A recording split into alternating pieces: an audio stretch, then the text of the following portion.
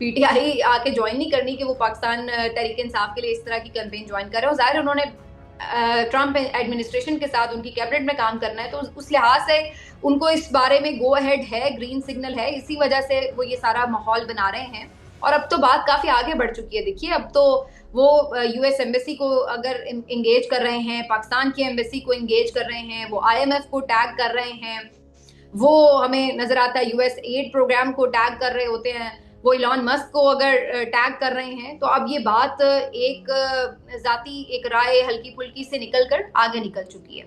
कल की हुकूमत बड़ा ये बात कर रही है कि जी हम भी एब्सोल्युटली नॉट बोल देंगे। भाई, आप एब्सोल्युटली नॉट क्या मुल्क की मफाद में बोल रहे हैं? आप तो इस उस बात पे बोल रहे हैं जहां पे आपको एक इंतकामी सियासी फायदा करना है अपना, और उस सिलसिले में आप चाहते हैं इमरान खान साहब को जेल में रखना है, तो आप उसके ऊपर एब्सोल्युटली नॉट बोल रहे हैं। बेसिकली यूरोपीय यूनियन ने मिलिट्री ट्रायल्स के ऊपर एक वार्निंग सी दी आपको। अगर वो बात आगे बढ़ती है, रिव्यू होता है आपका जीएसपी प्लस स्टेटस, तो ठीक ठाक आपको इकोनॉमी पे उसकी जरूरत पड़ेगी।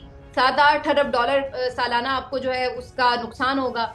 अगर रेमिटेंसेस, जैसे इमरान खान साहब ने कॉल दे रखी है, रेमिटेंसेस में 20-30% भी फर्क पड़ता है, उसकी आपको जरूरत लगेगी। अगर आईएमएफ आपको लोन देने में कुछ थोड़ी बहुत हिचकिचाहट करता है, और अगली जो उनकी एक किस्त आनी है उसमें अगर कोई ताखीर होना शुरू हो जाती है, तो वहां पे ही आपको मसला पता चल जाएगा। और इन सबसे बढ़कर अगर जो बाहर के और सिफारतकारी के जरिए बहुत सारी पाबंदियां हो सकती हैं, बहुत सारी ऐसी चीजें की जा सकती हैं जिसके ऊपर इन लोगों के लिए स्टे करना बड़ा मुश्किल हो जाएगा। पीटीआई के मुज़ाकरात हैं, ना पीटीआई की क़यादत इस वक्त फरीक है और ना हुकूमत इस वक्त फरीक है। फरीक है इस वक्त इमरान खान और इस्टेब्लिशमेंट, और वहां पर जो बातचीत तय होगी वही असल में बातचीत है। बाकी ये सामने अनाउंसमेंट हो सकता है आखिर में इनसे इनके थ्रू करवा दी जाए, बाकी इन मुज़ाकरात में क्या डिस्कस होना है। लगता है कि अब चीजें जो हैं वो किसी हतमी कंक्लूजन की तरफ बढ़ेंगी। अब वो पहले वाली सिचुएशन नहीं है। अब की बार जो कुछ भी होगा वो फैसला कुन ही होगा। बिस्मिल्लाहिर्रहमानिर्रहीम, अस्सलाम वालेकुम नाज़रीन। सियासत और फिक्र के साथ मैं हूं आपका मेज़बान सैयद अली नकवी। इस वक्त मेरे साथ मौजूद हैं senior anchor person Samina Pasha साहिबा। बहुत शुक्रिया आपके कीमती वक्त का। कीमती राय चाहूँगा। मौजूदा सियासी सूरत हाल सबके सामने है। जो है वो मिलिट्री ट्रायल्स का सिलसिला, पहले 25 लोगों को सज़ाएं सुनाई गई, अब 60 मजीद लोगों को आज सज़ाएं सुना दी गई, जिसमें इमरान खान साहब के जो भांजा हसन खान न्याजी जो है वो हसान, उनको भी जो है वो 10 साल की कैद बा मुशक्कत सुना दी गई है। कैसे देख रही हैं? कुछ चारा बाकी है इन लोगों के लिए? चूंकि जो इस फैसला सामने आया, जो केस सामने आया, इसका मुदई और फैसला साज वो हम सब जानते ही हैं कौन है। तो अब इस सूरत हाल में चूंकि कोई चारा लग रहा है आपको कि जो जिन लोगों को जो है वो सजाएं सुनाई गई, उनके पास कोई ऑल्टरनेटिव रूट मौजूद है कि वो उन सजाओं से बच सकें, कोई प्रोसीजर उनके लिए ईजी होगा? जी, शुक्रिया आपका। ज़ाहिर है कि ये सज़ाएँ तो सुनाई गई हैं, और ये एक तरह से कोशिश की गई है कि एक तो ये मैसेज दिया जाए कि जी हमने आलमी रद्द-ए-अमल को रद्द किया है, तो इसलिए भी ये सज़ाएँ सुनाई गई हैं। लेकिन दूसरी तरफ इसमें मुझे ये नज़र आता है कि इस सारे मामले को कंक्लूड करने की भी एक कोशिश है। क्योंकि अब ज़ाहिर है ये सज़ाएँ सुना दी गई हैं, ट्रायल्स खत्म हो जाएँगे, मिलिट्री तहवील में जो लोग हैं वो आम जेलों में चले जाएँगे, जिसके बाद ज़ाहिर है कि अपील की भी उनके पास एक गुंजाइश मौजूद होगी।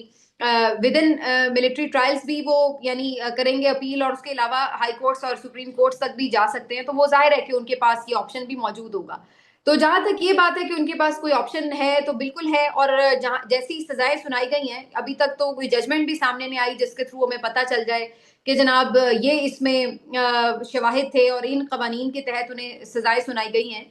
तो जब चीजें सामने ऐसी हों कि जहां पर कोई पता ही नहीं, 100 के 100 मुजरिमान को आपने सजाएं भी सुना दी हों, तो मेरा नहीं ख्याल है कि ये इतनी कोई स्ट्रॉन्ग इस वक्त केसेस बनते हैं कि जिनके ऊपर जो हाई कोर्ट्स में ठहर जाएं।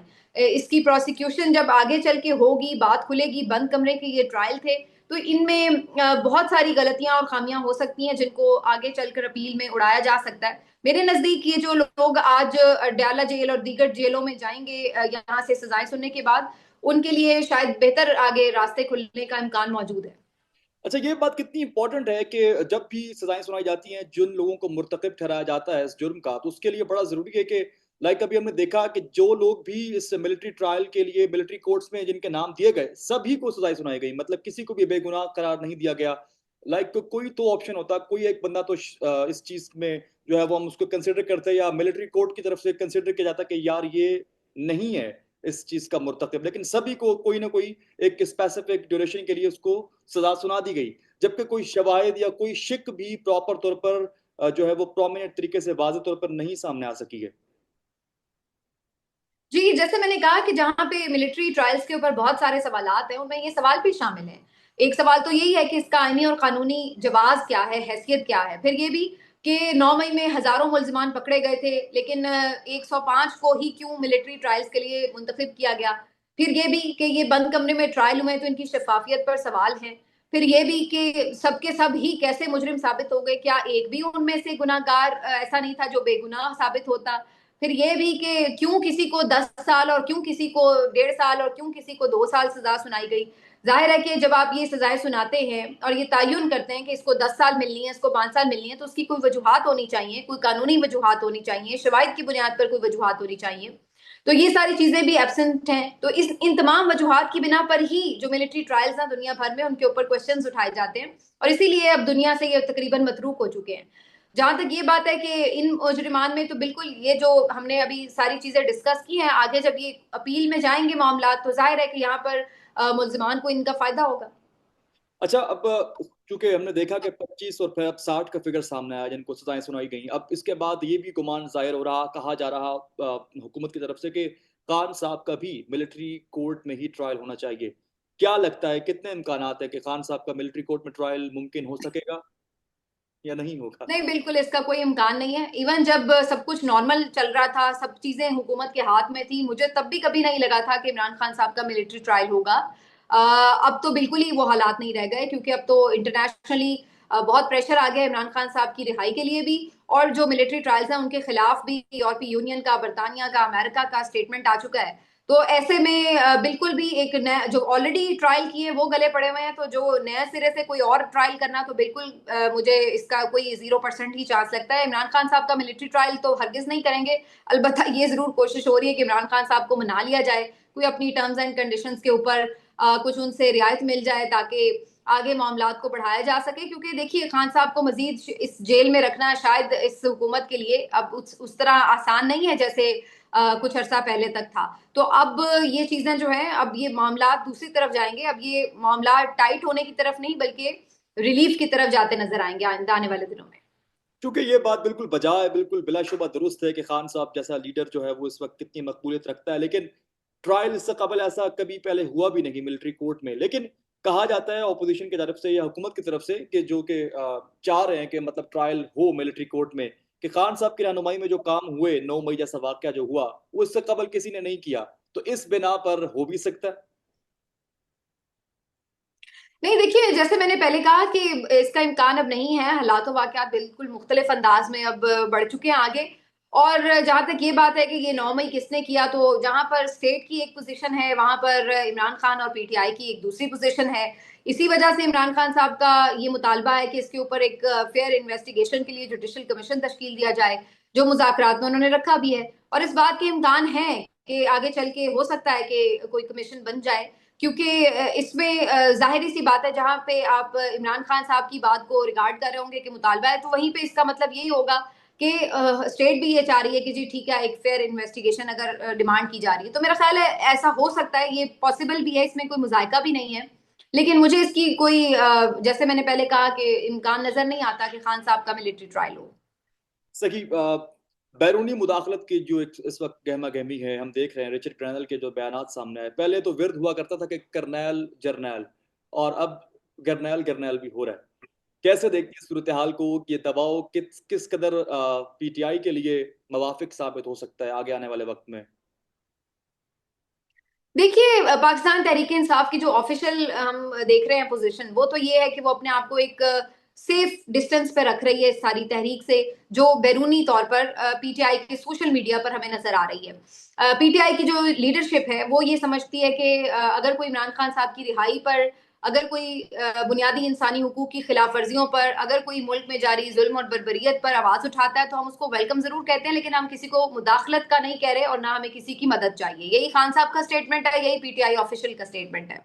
जहां तक ये बात है कि जो पीटीआई के सोशल मीडिया के लोग हैं और जो उनके ओवरसीज चैप्टर्स के हेड्स हैं और जो उनके वहां के अहदेदारान हैं, उन्होंने बहरहाल एक बहुत जबरदस्त एफर्ट लगाई है इमरान खान साहब की रिहाई के लिए, और इस सिलसिले में जो उन्होंने इंटरनेशनल कम्युनिटी को एंगेज किया है और अक़वाम मुत्तहिदा से पहले आवाज उठाई, और उसके बाद यूरोपीय यूनियन, और फिर मुख्तलिफ जगहों पर एहतजाज के सिलसिले, और फिर अब बात बढ़ती बढ़ती ट्रंप इंतजामिया तक वो पहुंच चुके हैं। तो ये सब चीजें जो पीटीआई का ओवरसीज एक आम पाकिस्तानी है वो भी, और जो उनके वहां के अहदेदारान हैं वो भी, तो ये उनकी तरफ से एक जो एफर्ट की गई है उसका हमें नतीजा नजर आ रहा है। लेकिन इमरान खान साहब ने अपनी तौर पर जो इसके ऊपर स्टेटमेंट है वो बड़ी वाज़ेह दी है कि जी हमें नहीं चाहिए। तो बेसिकली ये एक आपकी बात दुरुस्त है इस हद तक कि हुकूमत के पास और जो तनकीद करने वाले लोग हैं उनके पास तो इस हद तक ये बिल्कुल दुरुस्त एक बयानिया हाथ लगेगा कि देखिए जी आप तो अमेरिका की मुदाखलत को गलत समझते थे और आज आपको ये बड़ी अच्छी लग रही है। तो इस हद तक तो उन्हें ये तनकीद की जाएगी उनके ऊपर, लेकिन तनकीद तो अपनी जगह होती रहेगी। साथ में ये भी देखा जाएगा कि उस प्रेशर को क्या ये एब्सोल्युटली नॉट कहने के ये वाले रजीम हिम्मत करेगी। बज़ाहिर इसकी इस वक्त गुंजाइश कम नजर आती है, क्योंकि पाकिस्तान एक ऐसा मुल्क है जो कि आपको पता है कि डिपेंडेंट है बहुत सारे मामलात के ऊपर। माशी तौर पर हम खुद मुख्तार उस तरह से नहीं हैं, तो हमें बहुत सारी चीज़ों पर जो अहम ममालिक हैं उनकी बात को सुनना पड़ता है, देखना पड़ता है। इस हुकूमत के पास इस वक्त अवामी हिमायत भी हासिल नहीं है कि चलिए जी हम बाहर सबसे टक्कर ले लेते हैं क्योंकि हमारे अवाम हमारे साथ हैं। तो इनके लिए कहीं किसी तरफ भी बात अच्छी नहीं है ना। इंटरनली अवाम इनके साथ से हिमायत करते हुए नजर आते हैं, ना बैरूनी तौर पर जो लोग पहले खामोश थे अगर वो भी उंगलियां उठाने लगेंगे तो इनके लिए फिर काफी टफ टाइम हो जाएगा। अच्छा, अगर रिचर्ड ग्रैनल के बयानात का बगौर अहाता करें, do you agree with this statement के अगर जिस तरह के हम देख रहे हैं उनको जो बयानात आ रहे हैं अभी, हालांकि उनके पास कोई ऐसी ऑफिशियल सीट मौजूद नहीं है, हल्फ बर्दारी में भी दिन बाकी हैं ट्रंप के आने के, तो अभी तो चूंकि जो उनकी राय है वो एक फर्दन जाती राय लगती है, कोई ऑफिशियल अमेरिकन स्टेट की राय नहीं समझ सकते। आगे आने वाले वक्त में हो सकता है अगर ट्रंप की मजीद जो काबीना बैठती है, दीगर फैसला कुनंदगान सामने आएंगे, वो जब इस चीज को मजीद इन डेप्थ देखेंगे कि खान साहब ने अपने दौर में अमेरिका के खिलाफ या कुछ भी ऐसी स्टेटमेंट तो बहुत सारे ऐसी थी एक्टिविटीज, तो उसकी एनालिसिस के बाद हो सकता है कि बयानियां बदल भी जाए। नहीं देखिए, अगर एक आध कोई ट्वीट की बात होती तो हम ये कह सकते थे कि रिचर्ड ग्रैनल ने कोई अपनी जाती हैसियत में ट्वीट कर दी है और वो अनाउंसमेंट से ओहदा अनाउंस होने से पहले कोई की है, तो फिर आपकी बात में काफी हद तक वजन हो सकता था।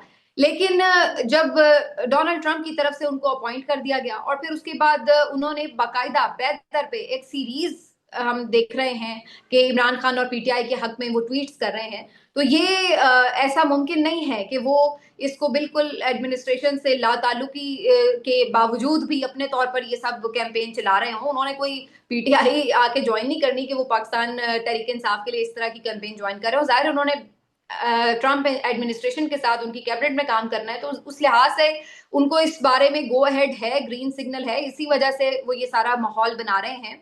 और अब तो बात काफी आगे बढ़ चुकी है। देखिए अब तो वो यूएस एम्बेसी को अगर इंगेज कर रहे हैं, पाकिस्तान की एम्बेसी को इंगेज कर रहे हैं, वो आईएमएफ को टैग कर रहे हैं, वो हमें नजर आता है यूएस एड प्रोग्राम को टैग कर रहे होते हैं, वो इलॉन मस्क को अगर टैग कर रहे हैं, तो अब ये बात एक जाती एक राय हल्की फुल्की से निकलकर आगे निकल चुकी है।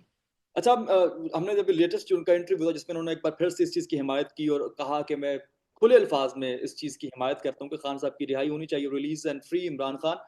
लेकिन वो प्रोग्राम जो था उसका जॉनरा जो था वो जो बेसिकली क्वेश्चन जो कर रही थी वो जो एंकर मिसाइल, चूंकि मिसाइल प्रोग्राम्स के सैंक्शंस के बारे में बयानात सामने आ रहे हैं अमेरिका की तरफ से, बाइडन हुकूमत की तरफ से, तो ये भी गुमान जाहिर हो रहा मुखालिफिन की जानिब से कि हो सकता है कि आगे आने वाले वक्त में खान साहब की रिहाई दिलाने के बाद जो मिसाइल्स का जो प्रोग्राम है जिसे वो रोकना चाह रहे हैं, इस चीज की हिमायत हासिल होगी खान साहब की तरफ से, कहीं ऐसा तो नहीं?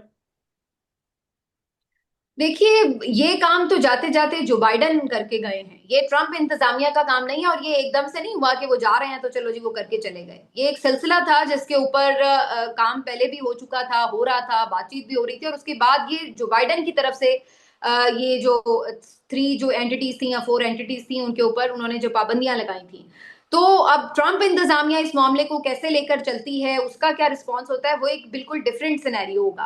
तो ये तो जाती हुई इंतजामिया की बात है कि उसने ये फैसला क्यों किया, उसको क्या तहफुजात थे, वो एक बिल्कुल डिफरेंट सिनेरियो होगा। जहां तक इमरान खान साहब की बात है कि क्या इमरान खान साहब ऐसे किसी बात के ऊपर, मैं समझती हूँ कि मिसाइल टेक्नोलॉजी हो, इसराइल को तस्लीम करने की बात हो, पाकिस्तान में अड्डे देने की बात हो, ड्रोन अटैक्स की बात हो, नेटो की फोर्सेस की यहाँ पर आमदोरफ्त की बात हो, ये सारी चीजों की बात हो, इमरान खान साहब का एक मौकफ हमेशा बड़ा क्लियर रहा है, और वो ये है कि वो हमेशा पीस के हामी रहे हैं और वो हमेशा वॉर के खिलाफ रहे हैं। और उन्होंने जब एब्सोल्युटली नॉट की बात की थी, तो वो उन्होंने कोई नवाज शरीफ को छोड़ने या किसी के केस खत्म कराने के हवाले से नहीं की थी। वो उन्होंने पाकिस्तान के पॉइंट ऑफ व्यू से बात की थी कि जहां पे उन्हें ये लगता था कि पाकिस्तान के लिए ये गलत फैसला साबित होगा कि अगर हम अमेरिका को कोई अड्डे देते हैं, कोई बेसिस फ्राहम करते हैं, तो हम एक नई जंग में धकेल दिए जाएंगे। तो इमरान खान साहब ने उस पॉइंट ऑफ व्यू से उनको एब्सोल्युटली नॉट बोला था।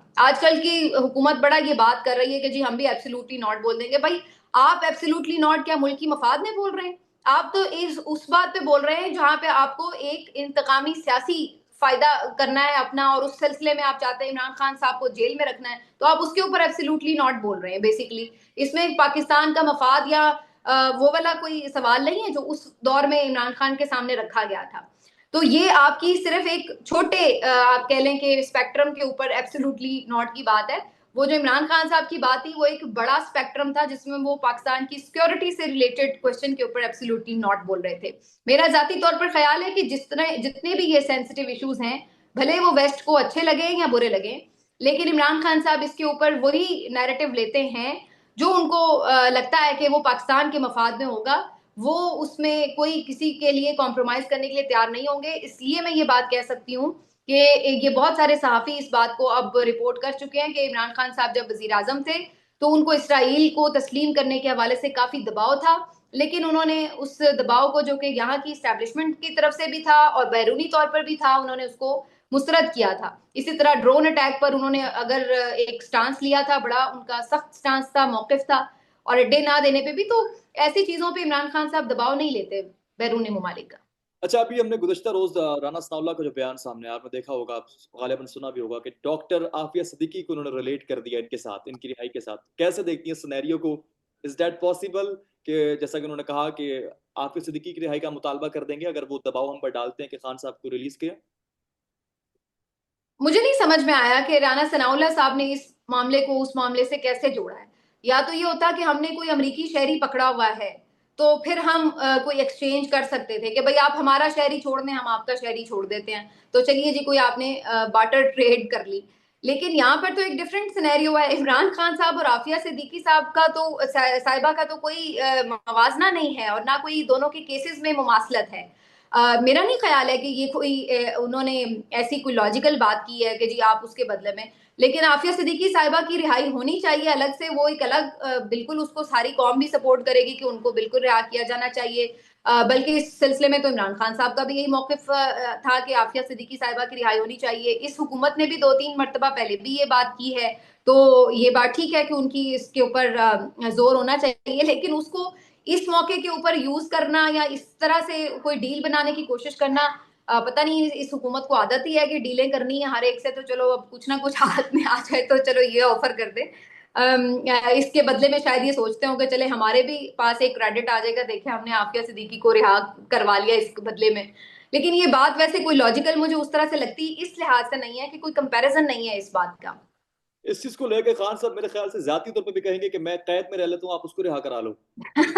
हाँ बिल्कुल, इस बात का भी इम्कान है। वैसे आज उन्होंने ये बात तो की है कि सारे कारकुनान को छोड़ दें, मुझे भले कैद रखे, मुझे कोई इशू नहीं है।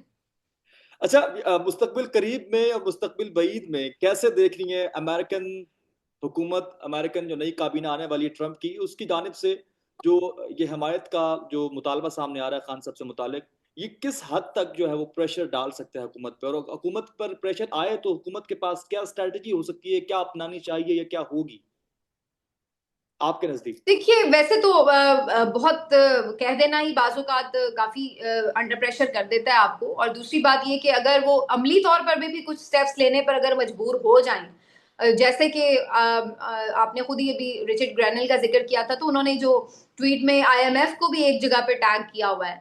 अगर वो यूएसएड को भी टैग कर रहे हैं, तो ये सारी चीज़ें, तो अगर वो इस लेवल पर इनको ले जाया जाता है कि जी ठीक है, जैसे अब यूरोपीय यूनियन ने मिलिट्री ट्रायल्स के ऊपर एक वार्निंग सी दी आपको, अगर वो बात आगे बढ़ती है, रिव्यू होता है आपका जीएसपी प्लस स्टेटस, तो ठीक ठाक आपको इकोनॉमी पे उसकी जरब पड़ेगी, 7-8 अरब डॉलर सालाना आपको जो है उसका नुकसान होगा।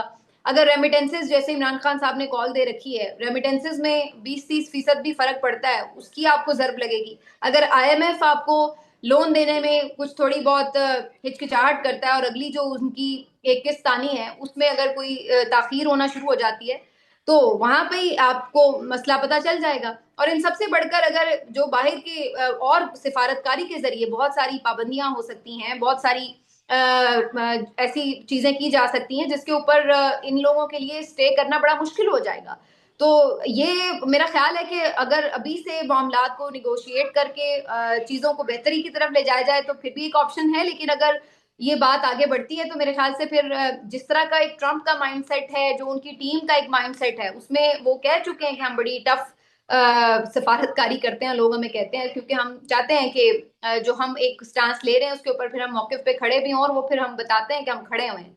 तो अगर वो इस तरह किसी हार्ड इश्यूज की तरफ जाते हैं, हार्ड स्टेप्स की तरफ जाते हैं, तो फिर तो जाहिर है इस रजीम के लिए खासी मुश्किलात हो जाएंगी। लेकिन समहाउ और द अदर मुझे नहीं लग रहा कि इतनी आगे तक बात जाएगी। मेरे ख्याल से उससे पहले ही इनको पता चल जाएगा कि हमें अब कुछ ना कुछ करना पड़ेगा, बात सुननी पड़ेगी। मुल्क की सियासत के दोनों कॉर्नर, दोनों जो मेन धड़े हैं, उनके दरमियान जो बात आके ठहरती है वो मुज़ाकरात पे ही घुमा फिरा के लगता है कि मुज़ाकरात ही हल है। लेकिन मुज़ाकरात पर दोनों जानिब से एक हम पल्ला होकर जो है वो एग्रीमेंट सामने नहीं आ रहा। आज भी गालिबन टीम गई हुई थी लेकिन मुलाकात नहीं होने दी गई। कैसे देख रही हैं 2 जनवरी को होने वाली मीटिंग के हवाले से, कितनी मानी खेज साबित हो सकती है? अगर मेरे ख्याल से मानी खेज तभी साबित होगी जब तक अडयाला जेल में इनसे मुलाकात करने का मौका फराहम किया जाएगा। देखिए, जो ये मुज़ाकरात हुकूमती टीम के साथ हो रहे हैं, इससे तो मैं कोई ख़ास उम्मीद नहीं रखती, ना मैं समझती हूँ कि ये कोई बड़ी सीरियस एफ़र्ट है। असल बात ये है कि जो पसे पर्दा कुछ मुज़ाकरात हो रहे हैं, वो क्या हो रहे हैं, वो मानी रखते हैं। वो वही मुज़ाकरात हैं जिनके तहत इमरान खान साहब को ये ऑफ़र की गई कि आप हाउस अरेस्ट हो जाएँ। ये वही मुज़ाकरात हैं जिनके तहत इमरान खान साहब ने ये ऐलान किया है कि जो मेरे ऊपर कातिलाना हमला हुआ है या मेरे साथ जो मिसबिहेव किया गया, मैं उस पे हर एक को माफ करने का ऐलान करता हूँ। ये वही मुज़ाकरात हैं जिसकी वजह से अली अमीन गंडापुर साहब की डायरेक्ट जाके ठग करके मुलाकातें भी हो जाती हैं। तो वो जो मुलाकात है, वो जो मुज़ाकरात हैं, वो इम्पोर्टेंट हैं। बाकी ये जो हुकूमत के और पीटीआई के मुज़ाकरात हैं, ना पीटीआई की क़यादत इस वक़्त फ़रीक है और ना हुकूमत इस वक़्त फ़रीक है। फ़रीक है इस वक़्त इमरान खान और एस्टेब्लिशमेंट, और वहां पर जो बातचीत तय होगी वही असल में बातचीत है। बाकी ये सामने अनाउंसमेंट हो सकता है आखिर में इनसे इनके थ्रू करवा दी जाए, बाकी इन मुज़ाकरात में क्या डिस्कस होना है। ना इनके पास कोई पावर है हुकूमती कमेटी के पास, ना पीटीआई की कमेटी के पास कोई पावर है। पावर तो असल में पीटीआई की तरफ से इमरान खान के पास है और हुकूमत की तरफ से जाहिर है, आपको पता है, एस्टेब्लिशमेंट के पास। अच्छा, आप ज़ाती तौर पे क्या समझती हैं जो तहरीक इंसाफ को इस वक्त मोमेंटम और तसलसल की ज़रूरत है, क्या वो इस वक्त इन्हें मिल रहा है या भी मजीद कुछ दरकार है?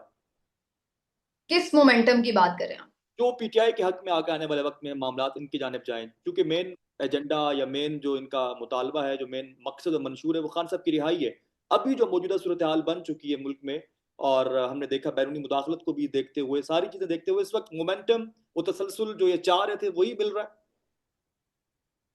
देखिए, पीटीआई की कोशिश ये थी कि दबाव इस हुकूमत पे बढ़ाया जाए, जिसके थ्रू फिर ये मजबूर हों कि इनकी बात सुने और इनको स्पेस दें सियासी तौर पर।